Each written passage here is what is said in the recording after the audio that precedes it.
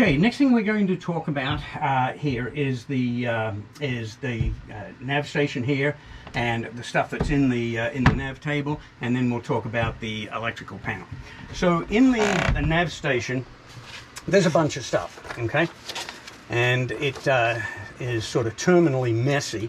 But what I'm going to do is show you that there's pens and some keys and some Velcro, flashlight, odds and ends, and most importantly the engine key. This is where the engine key lives. You'll start it, go there. When you're done, you're going to make sure the engine key is stowed in here. Okay, so in here is the log book, or basically just a book with a bunch of information in here that you need to be aware of that can help you out a lot. First off is the operating procedures for Texas Tack. This will tell you every single thing you need to know about how to operate different parts of the boat, including do not break the boat. And as mentioned before, you have to be very careful with your guests and make sure that you train them properly. That's your responsibility as the captain of the boat. And all the way into actually sailing the boat and so forth. So a lot of procedures in there. Next thing that's in here is the member manual, and the member manual again covers a tremendous amount of information. So you need to read through that, understand how it works. This particular copy needs to be updated to show the check on, check off using the new app that we have. So, but that's going to be in there. Another thing that's in here is the emergency contacts, and so emergency contact information right in here. The Sheriff's Office, LCRA, Public Safety Department, me, Kurt Carson, Sail and Ski Marina are in there. Also in here is the insurance and the registration behind here. So if you do get pulled over, that they're going to want to see that. So that's where that is. The other stuff is just rules of the road and so forth. So there you are. You got the operating procedures, member manual, contact information, and insurance and registration info in here. Okay. Another thing that's extremely important here is this particular these photographs, these aerials that we have from when the lake is. I don't know when I got these. I didn't take them. I got them off the internet. And I think the lake was down around 6:30 or 6:40, maybe something like that. But in any case, what I've done here is noted where we are and then where the danger points are, and they're in pink, and there's some particular points that you need to be aware of. So if you go over this side, you'll see more detail about us, and this is going up the lake here, and then going down the lake when we come out of Sail and Ski here, and then come around this point and around here. Then we'll find two coves that we like to anchor in, and some of the dangers that are associated with that.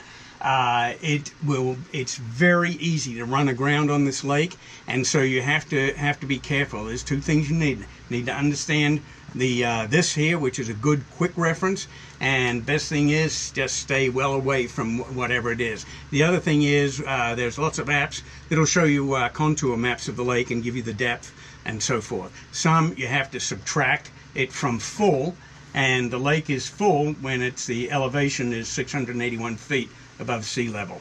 So that's full. Right now it's down to about 642 or something or other. So it's kind of low now. So a lot of these things you will actually see if you went out there today. So just be very aware of those things there. In here also is the check on and check off sheet. This we have this on an app. We have paper backups here in the chart table here. Those are the key things you need to know about.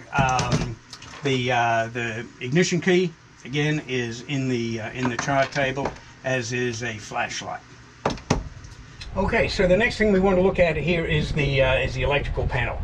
As in almost all cruising boats, it's broken up into two parts: the AC, alternating current, 120 volts on one side, and the DC system on the other side.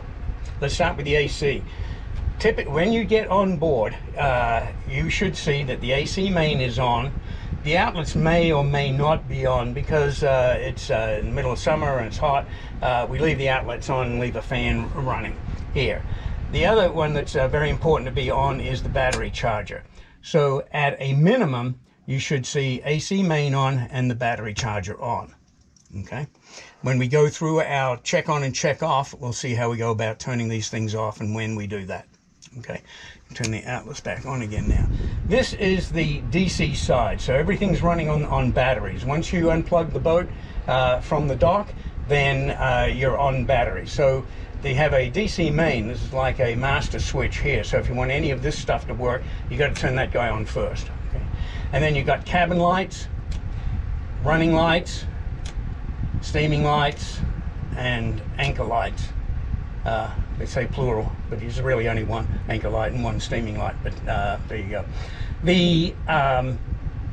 As a reminder, sun goes down, you're sailing, running lights have to go on, or any kind of situation where there's restricted visibility, you need to turn your running lights on. That's the red and the green light at the bow and the white stern light.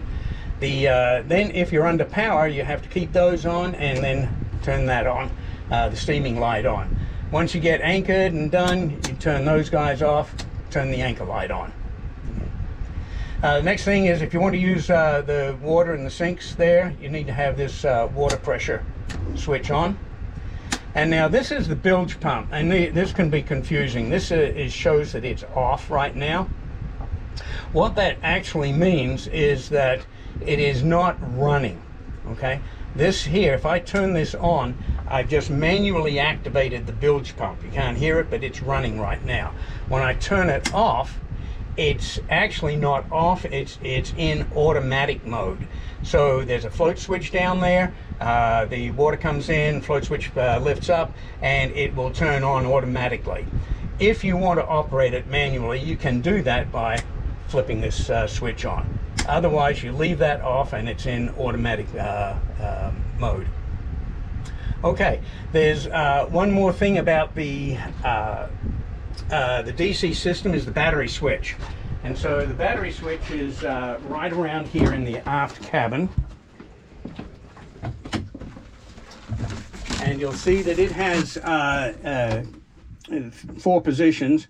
One is all, and then you have 1 and 2 and off. Okay, normally when you leave the boat, you're going to put it on all. When you get ready to go out, you'll switch it to 2, and that's going to be using the house battery. You'll start the engine, you'll do everything on 2, and then keep number 1 in reserve in case you number 2 goes flat and you need to start the engine.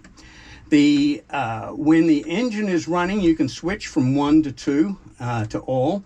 That's no problem. However, if the engine is running, do not turn the switch to off. That's a bad thing. It's going to cause a big arc and it can be dangerous. So if the engine is running, do not turn it off.